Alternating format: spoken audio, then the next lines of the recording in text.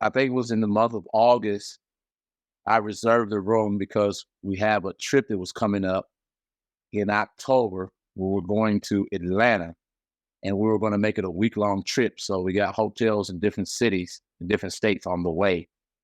And then on the way back, we were going to stop in Montgomery, Alabama. So I rented or reserved a hotel there. And it had me pay for it, which is, I usually don't pay for hotels because I know stuff can happen, but I paid for this. And then life happened and I have a television interview around the same time that I would have been staying in this room. So I contacted that facility and the woman told me, yes, she would cancel it. But when I checked back in my Hilton's Honor app, it was not canceled. So I called back, didn't get an answer. Called back, didn't get an answer. So I called the corporate customer service. And I was told by one individual that she could not do it, but she was going to send me to the advanced department. And then I spoke to the advanced department and he went through asked me all kinds of questions and gave me all kinds of information. And then ultimately said, oh, I can't refund it either. So I said, why would you not be able to refund it? I said, Hilton is a major corporation and almost every hotel I know has a refund policy. And he's like, I can't do anything. And so I wrote the review based upon that because I could have been understanding, even if they would have took a portion, they'd have said, we're taking $50 or they'd have said, we're taking, 20%, whatever the case, even half. But to take all of my money and it's this far in advance, because the hotel room is October the 28th.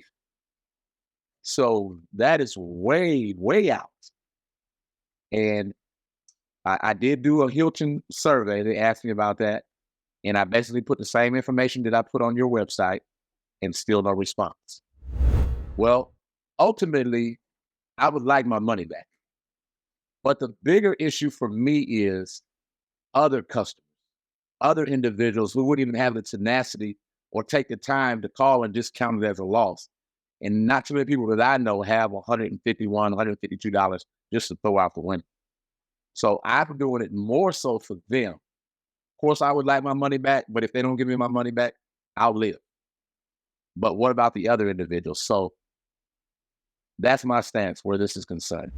Well, for me, I learned this a long time ago that the customer is always right. And I would rather see Hilton take care of the situation instead of it going global, instead of it going all around the country. And that would cost them more than it would be to just give me $150 back. But I think that your customers should always be right, no matter how crazy the response is to them. You want to make them feel like they're important. You want to make the customer feel like, okay, we appreciate you, especially someone with a chain franchise that's all over the world. This is not a Motel 6. This is not, a little side motel.